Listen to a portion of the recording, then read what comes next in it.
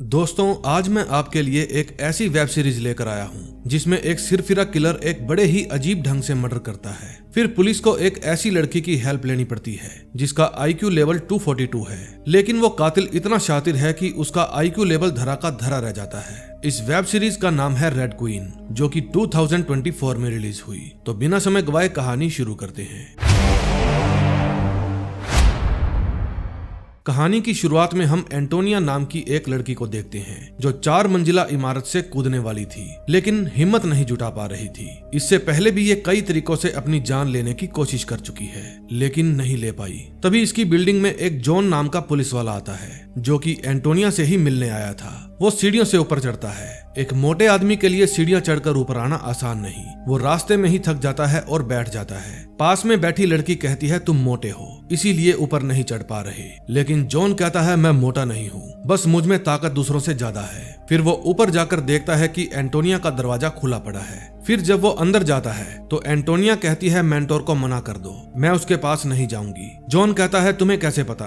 Antonia कहती है तुम पुलिस वाले हो, स्पेनिश हो और किसी मुसीबत में फंसे हो। जॉन कहता है ऐसा मेरे चेहरे पर लिखा है क्या? कुछ तो है जो मैं भी तुम्हारे बारे में जानता हूँ। वो ये है कि तुम्हारे पड़ोसी तुमको पसंद नहीं करते। अब तुम चुपचाप अपनी तशरीफ उठाओ और मेरे साथ चलो, मेंटर से मिलो और बात खत्म। मुझे तुम्हारे झमेले में नहीं पड़ना। एंटोनिया मना कर देती है। जॉन कहता है मुझे लगता है हमारी पहली मुलाकात कुछ ज्यादा अच्छी नहीं रही। चलो ठीक है, तुम्हारी मर्जी। फिर एंटोनिया कहती है मैं चलूंगी, पहले तुम मेरे एक सवाल का जवाब दो। इमेजिन करो कि तुम एक समुद्र किनारे एक ऑयल प्लेटफॉर्म में कैप्टन हो। फिर तुम्हें आधी रात को पता चलता है कि एक ऑयल टैंकर बड़ी तेजी से तुम्हारी तरफ आ रहा है और तुमसे टकराने वाला है। तुम्हारे साथ वहाँ 25 लोग और हैं। टैंकर पे भी कितने लोग हैं ये तुम्हें नहीं पता। क्या तुम टैंकर को डूबने दोगे? जॉन कहता है मैं वही करूंगा जो मुझे सही लगेगा। मैं पानी में कूदकर जितने लोगों की हो सकता है जान बचाऊंगा। अगर मर भी गया तो मुझे खुशी होगी, मैं कुछ अच्छा करके मरा। एंटोनिया दोबारा बैठ जाती है और जॉन वहां से जाने लगता है। फिर जब जॉन सीढ़ियां उतर रहा था तो उसे आवाज आती है मुझे एक और सवाल का जवाब चाहिए। वो देखता है एंटोनिया ग्राउंड फ्लोर पर है। जॉन कहता है मैंने तुम्हें नीचे जाते नहीं देखा। एंटोनिया कहती है मैं लिफ्ट से आई हूँ। फिर एंटोनिया उससे पूछती है तुमने क्या गलती की जिसके लिए तुम्हें मुझे लेने के लिए भेजा गया? जॉन बताता है 48 घंटे पहले मैं एक लड़की से मिला। उसके बॉयफ्रेंड ने उसकी अच्छे से धुलाई की थी। फिर मैंने उसको विश्वास दिलाया कि आज के बाद वो तुम्हें हाथ भी नहीं लगाएगा। फिर मैं उसको उसके घर छोड़ने गया। अगले दिन जब मैं अपने पुलिस स्टेशन गया तो सब लोग मुझे ही घूर रहे थे। उस दिन मेरी मॉम का बर्थडे था। मेरे हाथ में उनके लिए खरीदा हुआ एक गिफ्ट भी था। फिर मेरे साथियों ने मुझसे वो गिफ्ट ले लिया और मुझे गिरफ्तार कर लिया। मैंने पुलिस स्टेशन में उस लड़की को भी देखा, मैं जिसकी हेल्प कर रहा था। फिर मेरी सीनियर ने मुझे डांटा और मुझे एक CCTV फुटेज दिखाई जिसमें मैं उस लड़की के बॉयफ्रेंड की कार में माल रख रहा था ताकि उसे गिरफ्तार कर सकूं। मैंने उस ऑफिसर से पूछा ये वीडियो किसने रिकॉर्ड की? मेरी सीनियर ने बताया हमारे पास ये वीडियो वही लड़की लेकर आई है जिसकी तुम हेल्प करना चाहते थे। इस तरह किसी की हेल्प करने के चक्कर में मैं बेईमान पुलिस वाला बन गया। उस सड़क छाप लड़की के कारण अब मुझे 10 साल की सजा हो सकती है। फिर कमिश्नर मैडम वहां से चली गई। फिर कुछ घंटों बाद वहां मेंटोर आया। वो मुझे बोला कि मैं तुम्हें इस झंझट से बाहर निकाल सकता हूँ, लेकिन बदले में तुम्हें मेरे लिए भी कुछ करना होगा। मैं भी मुसीबत में हूँ। मैं एक कातिल को पकड़ना चाहता हूँ और उसे पकड़ने में तुम मेरी हेल्प करोगे। एंटोनिया को यहाँ पर लाकर मैंने उससे कहा कि मुझे मेरा बैच और मेरी गन वापस चाहिए और मेरे सारे रिकॉर्ड्स भी क्लियर चाहिए। उसने मेरा बैच तो दे दिया और कहा कि बाकी सब कुछ काम होने के बाद। उसने मुझे बताया कि तुम्हारा IQ लेवल 242 है, एक आम इंसान से बहुत ज्यादा, दुनिया की सबसे अक्लमंद शख्स। फिर एंटोनिया पूछती है क्या तुम अच्छे पुलिस वाले हो? जॉन कहता है तुम्हारी सोच से भी ज्यादा। फिर बाहर जाकर वो उसकी गाड़ी के पास जाती है और कहती है खोलो इसे। जॉन पूछता है तुम्हें कैसे पता चला कि यही कार है? एंटोनिया कहती है ये मेंटोर की कार है, मुझे उसका नंबर याद है। फिर वे वहां से चले जाते हैं। ये है कार्ला, जो इसके पास इसका बॉस बैठा है। वो इसका बाप है जिसका नाम है रामोन।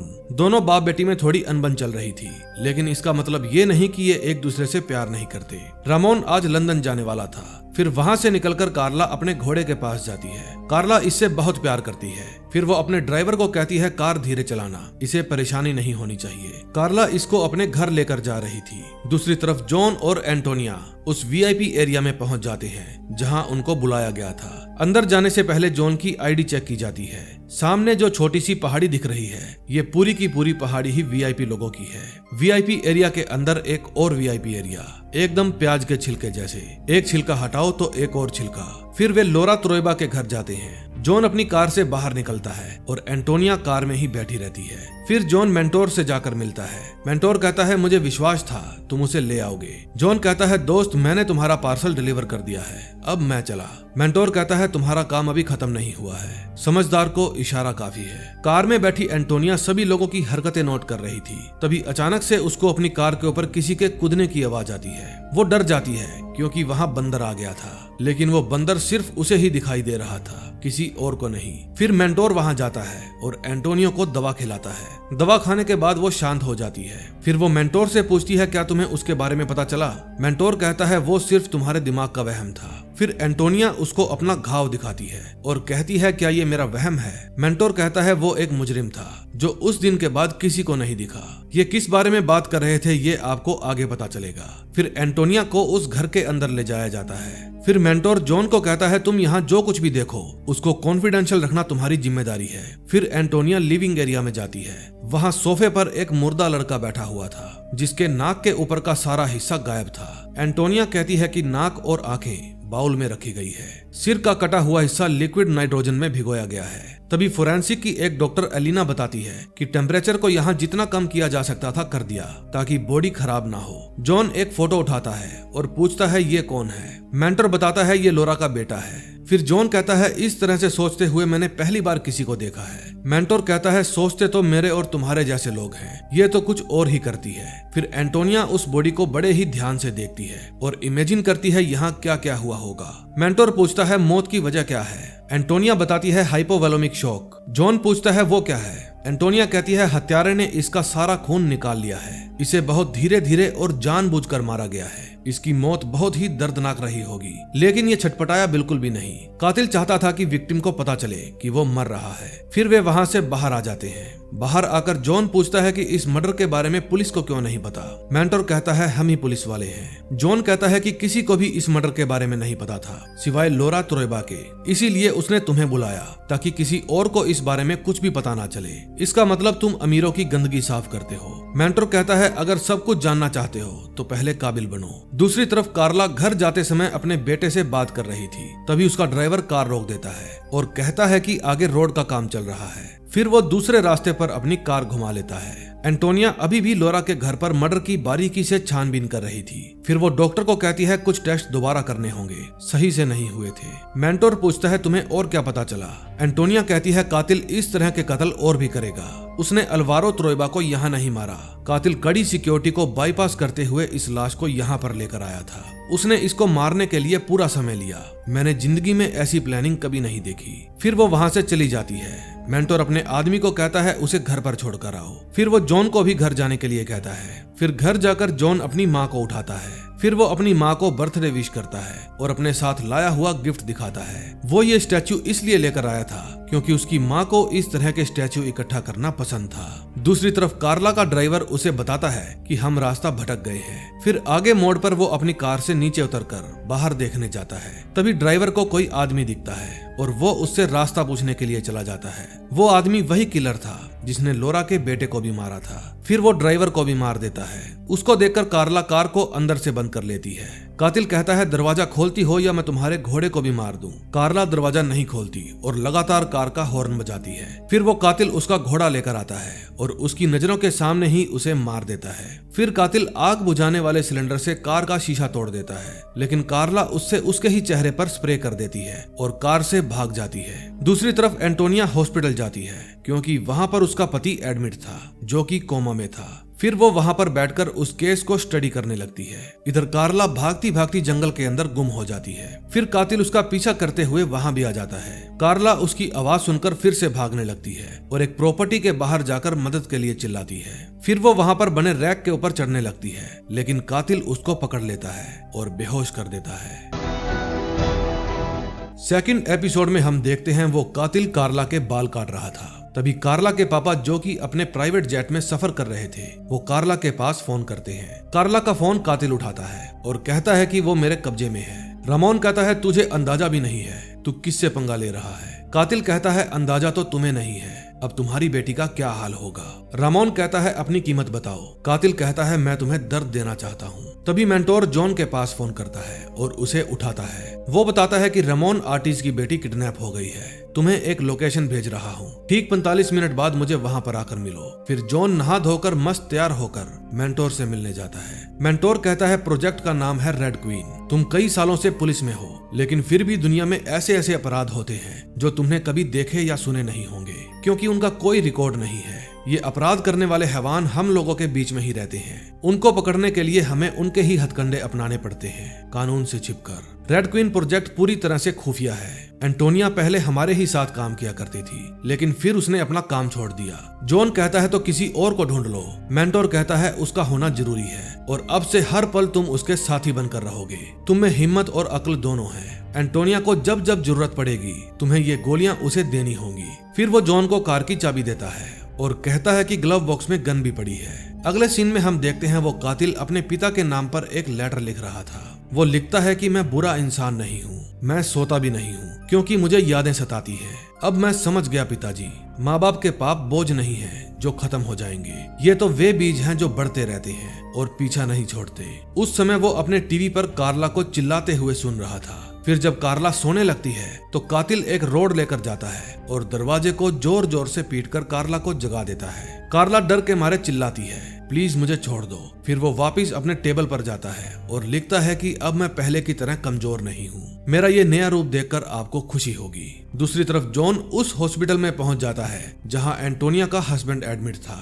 नर्स उसे बताती है कि उसका हस्बैंड गोली लगने की वजह से कोमा में चला गया है, अब उसे कभी होश नहीं आने वाला। फिर वो एंटोनिया के पास जाता है। वो कहती है यहाँ नहीं, किसी कैफे में चलते हैं। कैफे में जाकर एंटोनिया पूछती है किडनैपिंग किसकी हुई है। जॉन कहता है तुम्हें कैसे पता चला कि कोई किडनैप हुआ है। एंटोनिया कहती है कल हमने जो भी देखा वो बेवजह नहीं था, वो तो सिर्फ एक पहला कदम था, किडनैपिंग तो होनी ही थी। जॉन बताता है कार्ला ओर्टिज किडनैप हुई है, वो एक रईस बाप की बेटी है। एंटोनिया कहती है कातिल को इससे कोई फर्क नहीं पड़ता, ये भी मारी जाएगी और मैं इसे रोकना नहीं चाहती क्योंकि मुझे उस लाइफ में दोबारा नहीं जाना। जॉन कहता है उसका एक बेटा है, जानती हो एक बेटे के लिए अपनी माँ को खोना क्या होता है। ये बात सुनकर एंटोनिया सुन्न हो जाती है। फिर जब जॉन उसको हिलाता है तो वो कहती है आइंदा मुझे हाथ मत लगाना। फिर वो अपने कपड़े बदलने के लिए घर जाने लगती है। फिर वे दोनों मेंटोर के पास जाते हैं। वो बताता है कि कार्ला के घर पर उसके बाप ने एंटी किडनैपिंग टीम को बुलाया है, लेकिन हमें उनके वकील ने बुलाया है अपने बिहाफ पर। मैंने उनको बताया है कि तुम दोनों इंटरपोल ऑफिसर हो,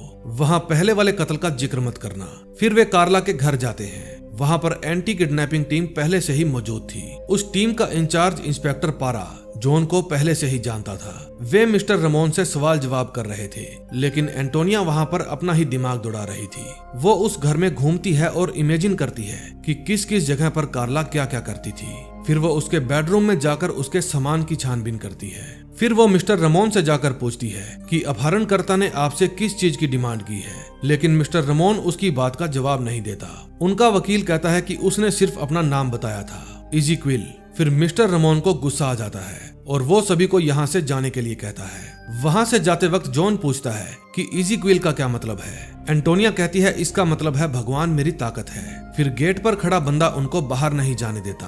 तभी इंस्पेक्टर पारा आता है और एंटोनिया से पूछता है कौन हो तुम। मैं जॉन को तो पहले से ही जानता हूँ। फिर एंटोनिया कहती है इंस्पेक्टर मुझे ही एंटी किडनैपिंग टीम के साथ काम करना था। मैं एक ऐसे प्रोजेक्ट का हिस्सा हूँ जो क्रिमिनल्स को बारीकी से स्टडी करता है और ये सिर्फ मेरे गाइड हैं। इंस्पेक्टर कहता है अपने गाइड को लो और यहाँ से रफू चक्कर हो जाओ। दूसरी तरफ कार्ला उस अंधेरी कोठरी में रो रही थी। फिर वो देखती है कि दरवाजे के बाहर कोई खड़ा है। फिर वो अपने लिए पानी मांगती है और पूछती है तुम मुझे सोने क्यों नहीं देते।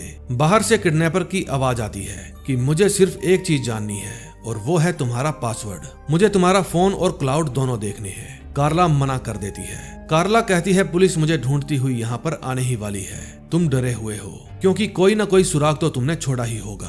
फिर वो गेट के ऊपर बनी छोटी सी विंडो खोलता है और अंदर पेट्रोल छिड़कने लगता है। फिर वो जैसे ही माचिस जलाता है कार्ला डर के मारे अपना पासवर्ड बता देती है। फिर किडनैपर कहता है मेरा नाम इज़ीक्विल है। दूसरी तरफ एंटोनिया जॉन को उसके हस्बैंड की फोटो दिखाती है और कहती है मुझे नहीं लगता इसके हस्बैंड को उसकी किडनैपिंग के बारे में कुछ भी पता होगा क्योंकि वो कभी भी इसको अपनी निजी बातें नहीं बताती होगी। जॉन पूछता है तुम्हें कैसे पता। एंटोनिया कहती है कि कार्ला की पर्सनैलिटी ऐसी है वो हर समय खुद को इनसिक्योर महसूस करती है। उसे अपने बालों से बहुत प्यार है। वो हमेशा अपना एक खुशहाल झूठा बचपन याद करती है जो कभी था ही नहीं। वो अपने बेटे से बहुत प्यार करती है। वो अपने बाप के साए से हटकर खुद की पहचान बनाना चाहती है। उसे अंधेरे से डर लगता है। उसका सामान देखकर तो बस इतना ही पता चला है। और हाँ, उसका पासवर्ड है MOVIGYAN, जो मुझे उसकी ड्रॉर में एक स्लिप के ऊपर लिखा हुआ मिला था। फिर वो उसके फोन को ट्रैक करने की कोशिश करती है, लेकिन कातिल ने उसका पासवर्ड पहले ही चेंज कर दिया था। जॉन कहता है अब तो कार्ला के हस्बैंड से मिलना ही पड़ेगा। दूसरी तरफ किडनैपर को कार्ला के बेटे के बारे में पता चल जाता है। फिर वो लोहे की रॉड उठाकर कार्ला के रूम की तरफ जाता है और उसका दरवाजा जोर जोर से पीटने लगता है। दूसरी तरफ जॉन और एंटोनिया कार्ला के हस्बैंड के पास जाते हैं, जो कि एक होटल चलाता था। वो बताता है कि मैं उससे बहुत प्यार करता था, लेकिन सब लोग ये समझते थे कि मैं उसके पैसों के पीछे हूँ। कार्ला को दो ही चीजों से प्यार था, एक अपने बेटे से और दूसरा अपने घोड़े से।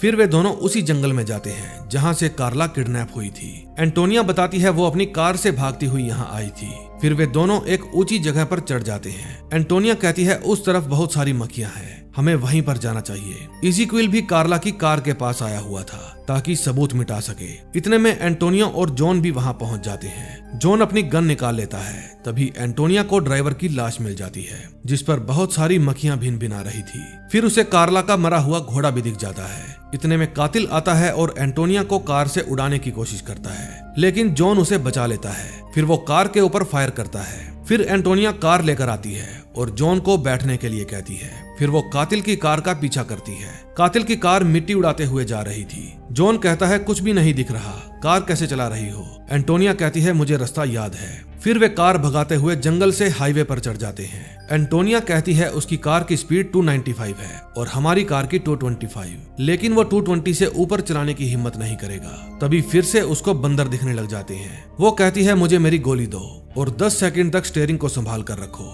फिर एंटोनिया गोली खा लेती है और 10 सेकंड तक अपनी आंखें बंद करके वेट करती है। अब वे बंदर गायब हो जाते हैं। फिर एंटोनिया अपनी कार को फुल स्पीड में भगाती है। वो उसके बराबर पहुंच जाती है और जॉन को उसकी फोटो खींचने के लिए कहती है। जॉन उल्टे सीधे कई बार क्लिक करता है।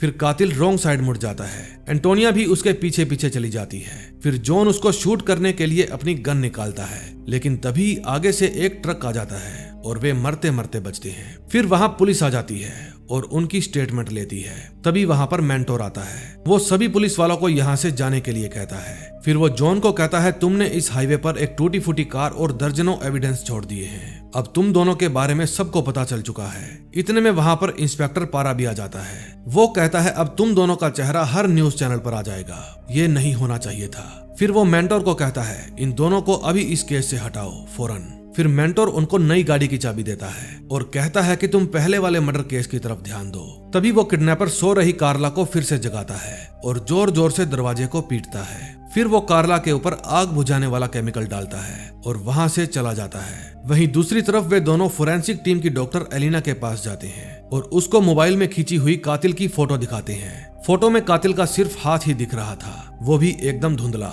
फिर वो उस फोटो को थोड़ा क्लियर करती है। कातिल के हाथ पर एक टैटू बना हुआ था। फिर एंटोनिया कहती है तुम ये टैटू शहर के हर टैटू पार्लर पर सर्कुलेट कर दो। दूसरी तरफ कार्ला को वहां किसी और लड़की के रोने की आवाज आती है। फिर वो दीवार में बनी वेंटिलेशन पाइप में कान लगाकर पूछती है कौन है वहां। दूसरी तरफ से आवाज आती है मुझे डर लग रहा है, मैं घर जाना चाहती हूँ। कार्ला पूछती है तुम्हारा नाम क्या है? दूसरी लड़की कहती है सैंड्रा।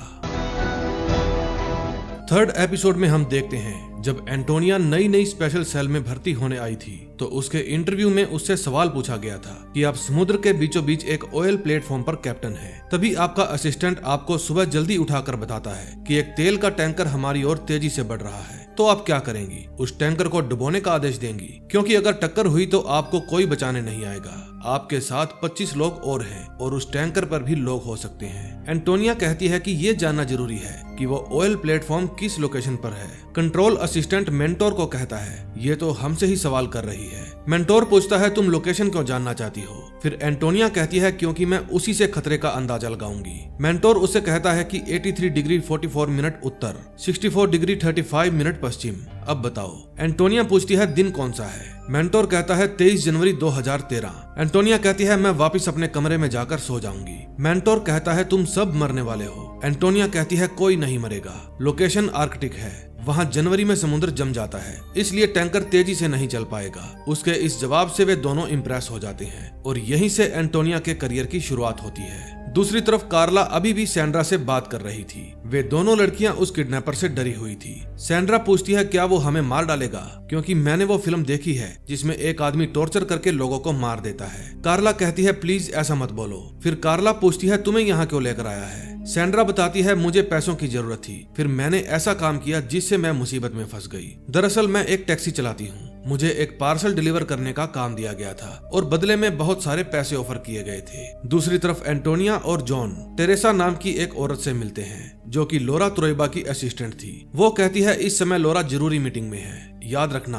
25 मिनट से ज्यादा वेस्ट मत करना। लिफ्ट में जॉन कहता है अपने बेटे की मौत से ज्यादा जरूरी और क्या काम हो सकता है। फिर लोरा के पास जाकर एंटोनिया कातिल के हाथ का टैटू दिखाकर पूछती है क्या आप इसे जानते हैं। लोरा कहती है माफ कीजिएगा, मैंने ऐसा टैटू कभी नहीं देखा। एंटोनिया पूछती है आपके और कातिल के बीच में समझौता क्यों नहीं हुआ। लोरा कहती है फालतू के सवाल पूछकर मेरा वक्त खराब मत करो। जॉन कहता है आपके बेटे के हथियारे को ढूंढना समय की बर्बादी है। लोरा कहती है अब वो वापस नहीं आने वाला। जॉन कहता है और भी जाने खतरे में है। फिर लोरा बताती है उसने सिर्फ एक ही बार कॉल किया था, मैं उसकी मांगे पूरी नहीं कर सकती थी। जॉन पूछता है ऐसा क्या था जो आपके लिए नामुमकिन था। तभी एंटोनिया को फिर से बंदर दिखाई देना शुरू हो जाते हैं। फिर वो जॉन की पॉकेट से अपनी दवा निकालती है और नीचे चली जाती है। फिर लोरा बताती है कि इजिकल ने एक बात कही थी, माँ बाप के पापों की सजा बच्चों को नहीं मिलनी चाहिए। जॉन कहता है लेकिन उसके पापों की सजा उसको जरूर मिलेगी। लोरा कहती है अगर आपके पास गन है तो उसका भेजा उड़ा देना। एंटोनिया जब नीचे जाती है तो वही बंदर उसको परेशान करते हैं। फिर एंटोनिया डर कर इधर उधर भागती है। फिर वो जब दवा निकालकर खाने लगती है तो उसकी दवा वाली डिब्बी नीचे गिर जाती है। फिर जॉन वहां आता है और एंटोनिया को ढूंढता है। वो देखता है कि एंटोनिया की दवा वहीं पर पड़ी है।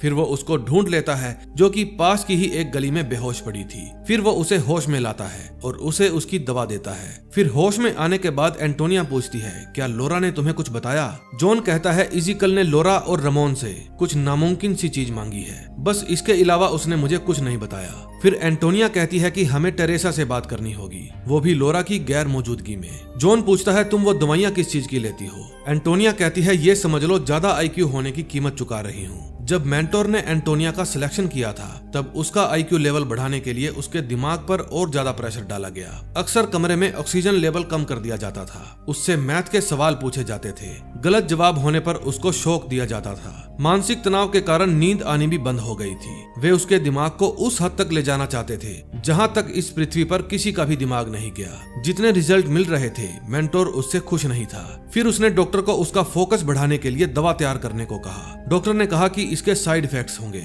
लेकिन मेंटोर को किसी भी कीमत पर रिजल्ट चाहिए था। फिर जॉन और एंटोनिया लोरा की बिल्डिंग के बाहर खड़े होकर उसकी असिस्टेंट टेरेसा का वेट करते हैं। फिर वो एक टैक्सी में बैठकर वहां से चली जाती है। फिर वे दोनों उसका पीछा करते हैं। आगे जाकर टेरेसा उस कार से उतर जाती है और पैदल जाने लगती है। फिर कुछ दूरी पर जाकर वो दूसरी टैक्सी पकड़ती है। लगता है पहली टैक्सी वाले ने उसकी पसंद के गाने नहीं चलाए। फिर वे दोनों दूसरी टैक्सी का भी पीछा करते हैं। फिर वो एक बिल्डिंग के बाहर जाकर टैक्सी से उतर जाती है। जॉन वहीं खड़े रहकर उसका इंतजार करने को कहता है। कुछ देर बाद वे देखते हैं कि बिल्डिंग में से एक लड़का बाहर आकर सिगरेट पीने लगता है, लेकिन टेरेसा उसकी सिगरेट छीनकर फेंक देती है और उसे अंदर ले जाती है। अंदर जाते समय वो उन दोनों को देख लेती है और फिर उनको पकड़ने के लिए बंदे बाहर भेजती है, लेकिन इतने में वे दोनों वहां से खिसक लेते हैं। तभी हम उसी किलर को देखते हैं। वो एक पेज पर कुछ लिख रहा था। फिर वो सीसीटीवी में कार्ला को देखता है और अपनी रोड उठाकर उसकी तरफ जाने लगता है। सैंड्रा कार्ला को बताती है कि तुम्हारे आने से पहले यहाँ एक आदमी भी हुआ करता था जो सारा दिन चिल्लाया करता था, लेकिन कातिल ने उसे मार डाला।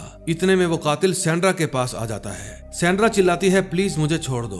उसकी आवाजें सुनकर कार्ला डर जाती है। वो कातिल सैंड्रा को अपने साथ ले जाता है। तभी हम देखते हैं कि रात को जॉन को नींद नहीं आ रही थी। फिर वो हॉस्पिटल जाता है और एंटोनिया को मैसेज करके बाहर बुलाता है। वे दोनों आपस में बातें करते हैं क्योंकि दोनों को ही नींद नहीं आ रही थी। तभी अचानक से एंटोनिया कहती है इजिकिल कहता है बच्चों को हमेशा माँ बाप के कर्मों की सजा मिलती है। अब समझी, वो बच्चों को किडनैप करके उनके माँ बाप को सजा देता है, उनको दुख पहुंचाता है।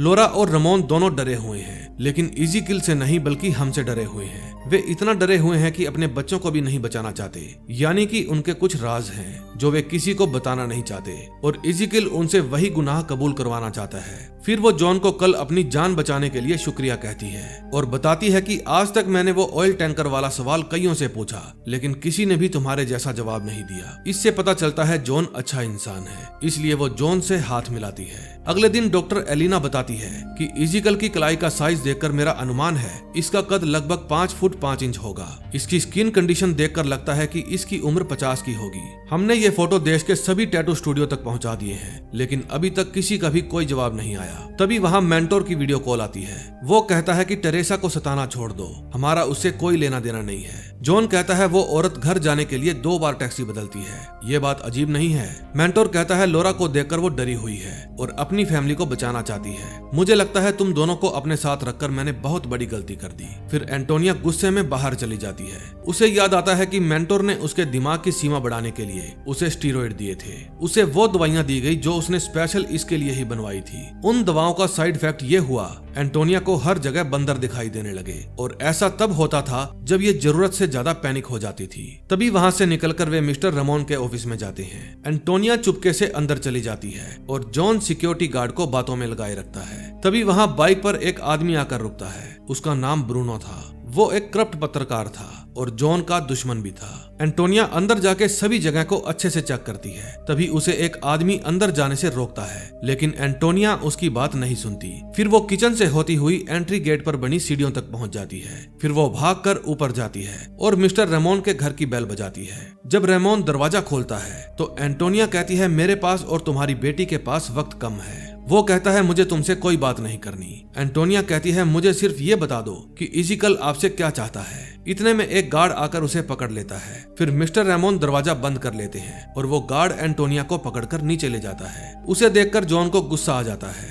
फिर पास में खड़ा पत्रकार उनकी वीडियो बनाने लगता है। तभी वहाँ पर मिस्टर पारा आ जाता है और उन दोनों को यहाँ आने के लिए डांटता है। एंटोनिया कहती है किडनैपर को पैसा नहीं चाहिए बल्कि पब्लिक कन्फेशन चाहिए, हमें जानना है वो क्या है। फिर पारा कहता है तुम इस गद्दार पुलिस वाले को लेकर यहाँ से चली जाओ। फिर जॉन उसके गाल पर एक थप्पड़ जड़ देता है और ये हरकत रिकॉर्डिंग में शूट हो जाती है। फिर पारा कहता है अब मैं तुम्हें बर्बाद कर दूंगा, यहाँ जो भी हुआ सही नहीं हुआ था। इसलिए एंटोनिया भी नाराज होकर वहाँ से चली जाती है। फिर जॉन उस रिपोर्टर को देख लेता है और वो रिपोर्टर वहाँ से खिसक लेता है। फिर जब जॉन एंटोनिया के साथ लंच कर रहा था तो एंटोनिया कहती है ये सही नहीं हुआ, वो थप्पड़ हम पर भारी पड़ सकता है। जॉन कहता है मैंने जो किया सही किया, उम्मीद है तुम्हें भी मजा आया होगा। दूसरी तरफ कार्ला को फिर से सैंड्रा के रोने की आवाज आती है। कार्ला उससे पूछती है तुम ठीक तो हो ना? सैंड्रा कहती है ये आदमी मेरे साथ गंदे काम करता है और तुम्हें छूता तक नहीं। ये फर्क इसलिए है क्योंकि तुम्हारे पिता उसको मुंह मांगी कीमत दे सकते हैं और मेरे पास देने के लिए कुछ भी नहीं है। एक दिन मैं इसी गटर में मर जाऊंगी।